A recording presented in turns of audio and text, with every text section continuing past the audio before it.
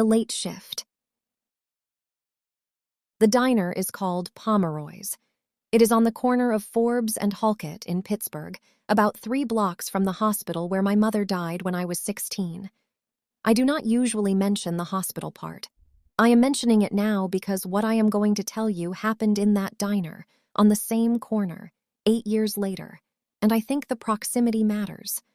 I do not know if it matters in the way I think it might matter, but it has been on my mind, and I am trying to tell the truth. My name is Mira Vasquez. I am 23 years old. I have worked the overnight shift at Pomeroy's for the last 4 months, 8 in the evening until 4 in the morning, 5 nights a week. The shift is not glamorous.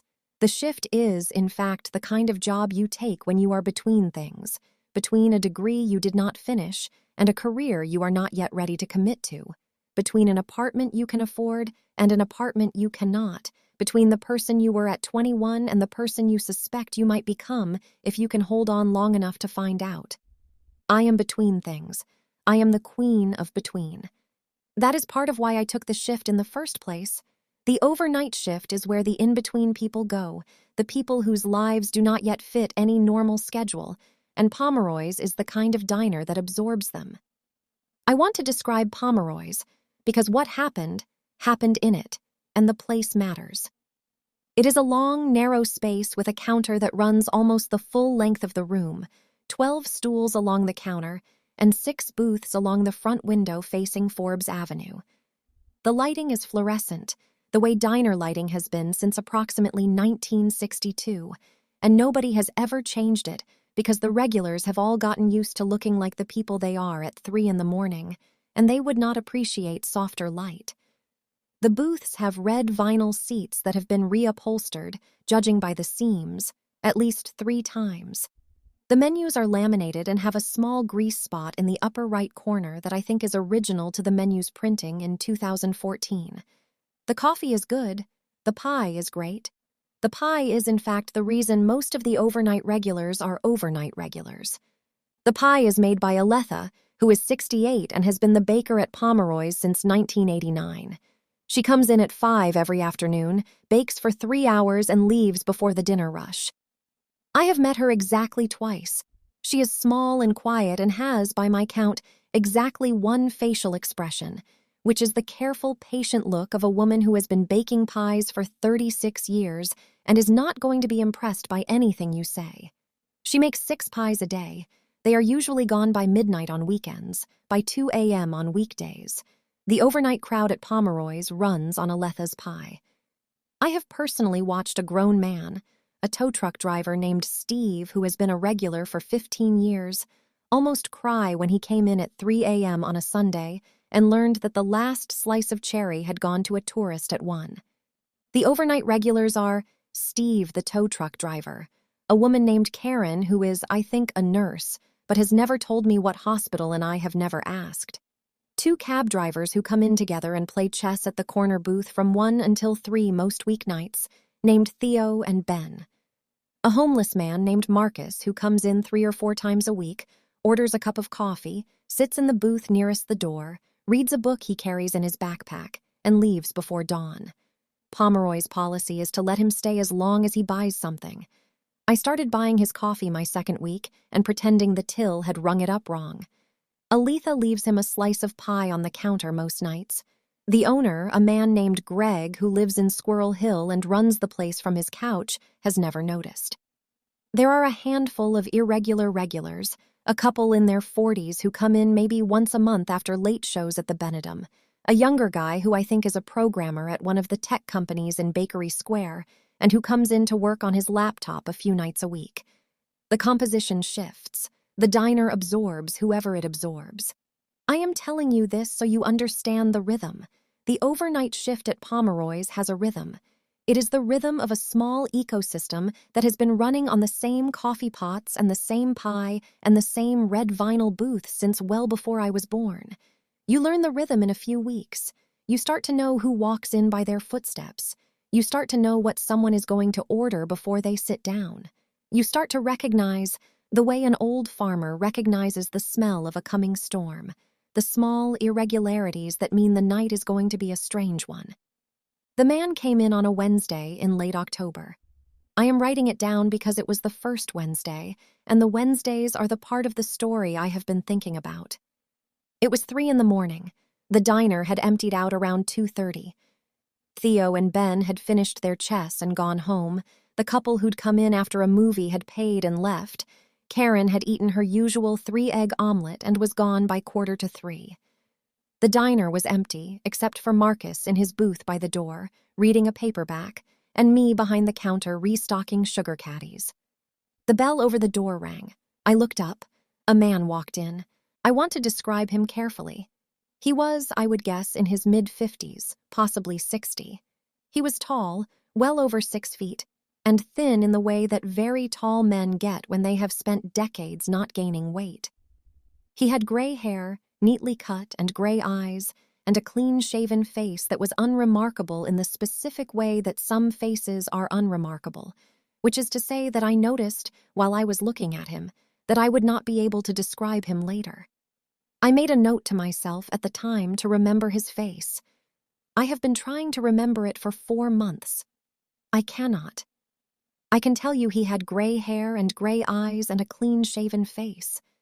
I cannot tell you any more than that. He was wearing a long, dark coat, the kind a man wears in Pittsburgh in October when he is dressing well for the weather. He was carrying a small paperback book under one arm.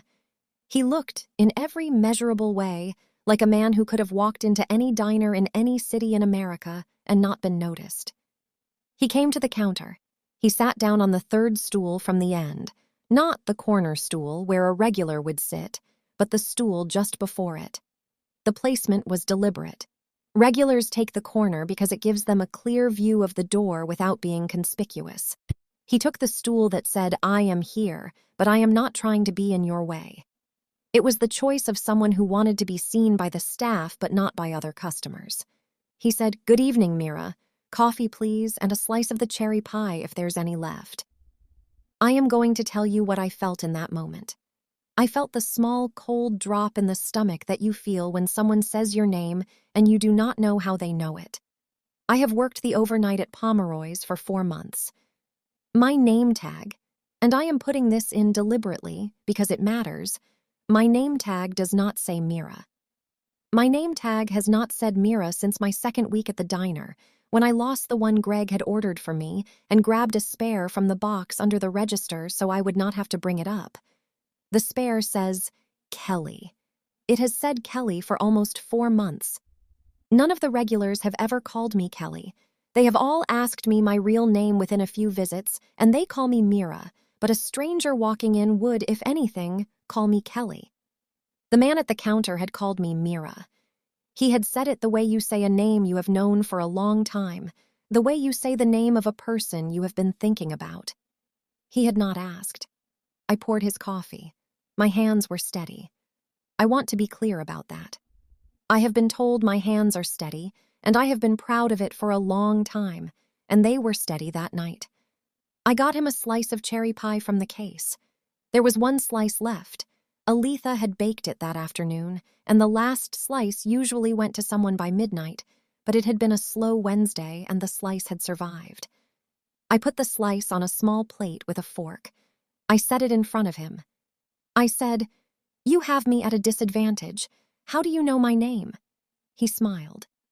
He did not look up from his book. He had set the paperback on the counter beside his coffee. I could not see the title. He had it folded back on itself the way readers do, exposing only the page he was on. His thumb rested on the corner of the page like a bookmark. He said, "I'm a friend of Aletha's. She's mentioned you." I said, "Oh." I said it the way you say, "Oh," when someone gives you an answer that explains everything but explains nothing, and you are processing whether to push. He took a sip of his coffee. He ate a forkful of pie. He made a small, approving sound, the kind of involuntary sound people make when Aletha's cherry pie reaches the right tooth, and he went back to his book. He did not look at me again for the next 40 minutes. He sat at the counter from 3 until just before 4. He drank 2 cups of coffee. He ate the slice of pie slowly. He read his book. He did not speak to me again. He did not look at Marcus in the booth by the door. He did not look out the window at Forbes Avenue. He read his book, and he sipped his coffee, and he existed in the diner the way a careful, well-mannered customer exists when they want to be left alone. At 3:50, he closed his book. He put it under his arm. He pulled a $20 bill out of an inner pocket of his coat and set it on the counter beside his empty plate. His pie and his 2 coffees came to $10.40. He left $10. He stood up. He said, "Thank you, Mira. The pie was lovely. I'll see you next Wednesday." He walked out. The bell over the door rang. He turned right on Forbes and walked away, and I watched him through the front window until he passed the dental office on the corner and disappeared from view. I stood at the counter for a long time. I held his $10 tip in my hand. I looked at it. It was a perfectly ordinary $10 bill. Hamilton, the small spot in the lower right corner where someone had written a phone number once in red ink and then scribbled it out, the soft texture of currency that has been folded and unfolded many times. It was a real $10 bill from a real wallet in the hands of a man who had walked into a real diner and ordered real pie. I went and sat down across from Marcus in his booth. Marcus is, I should tell you, one of the more lucid, homeless men I have ever met. He is in his 50s. He used to be, I have gathered, an engineer of some kind. He has been on the street for about 11 years for reasons he has never explained to me and that I have never asked about. He reads a great deal. He carries the same books with him for weeks or months at a time. When I sat down in his booth that night, he was reading a paperback copy of Bleak House, which I happen to know because I have asked him about it before, and he gave me a small smile and said it was his 5th time through. I said, "Marcus, did you hear that man?" Marcus closed his book. He looked at me. He has gentle eyes, the gentlest eyes I have ever seen on a man living the way he lives. He said, "I heard him." I said, "He called me Mira. He said he knew Aletha." Marcus was quiet for a moment. He said, "Aletha doesn't have any friends." I said, "What do you mean?" He said, "I mean Aletha doesn't have any friends. I have known her, the way I know her, for 8 years. She does not have any friends. She has her sister in Greenfield. She has a niece in Indiana. She has the people who work at this diner. She does not have friends. She would not have mentioned you to anyone outside of this building." I said, "Well, maybe he is one of the people who work at this diner. Maybe he is one of the day shift people." Marcus looked at me. He said, "Mira, I have been in this diner 3 to 4 nights a week for 8 years. I have seen everyone who works here. I know who comes in for shifts and who leaves. He is not one of them." I sat there in the booth across from Marcus with the man's $10 bill in my hand, and I thought about it. Marcus said, "What did he order?" I said, "Coffee and a slice of cherry pie." Marcus said, "What kind of cherry pie?" I said, "The last slice, the one Aletha baked this afternoon." Marcus was quiet for a long moment. Then he said, "Aletha did not bake a cherry pie today. I watched her load the case at 5 o'clock. She made apple, banana cream, lemon meringue, peach, blueberry, and chocolate cream. She did not make cherry. She has not made cherry on a Wednesday in years. Cherry is a weekend pie." I said, "But I served him a slice. From the case. The case had a cherry pie in it." Marcus looked at me very steadily. He said, "I'm telling you what I saw at 5 o'clock. We got up together. We went to the pie case. The pie case had a slice of cherry pie missing, the visible gap where I had taken the man's slice, the wedge of empty plate inside the case where the slice had been. The remaining pies were apple, banana cream, lemon meringue, peach, blueberry, and chocolate cream. There were 7 pies in the case. Aletha makes 6. I did not work the next Wednesday. I had asked Greg for the night off 2 weeks earlier because my younger sister had a school recital. The man presumably came in, or did not. I do not know. I came back to work on Thursday, and I asked Sandra, who works the Wednesday overnight shift, if anything strange had happened, and she said no. I asked if a tall, thin, gray-haired man had come in around 3 in the morning. She said no. I asked if anyone had asked for a slice of cherry pie. She said no, there had not been any cherry pie in the case all night because Aletha had only made 6. I worked the next Wednesday, He came in at 3. He sat on the third stool from the end. He ordered coffee and the last slice of cherry pie, which was in the case, which Aletha had not baked. He read his book. He left a 20 for a 10.40 bill. He said, "I'll see you next Wednesday," and he walked out. I worked the Wednesday after that.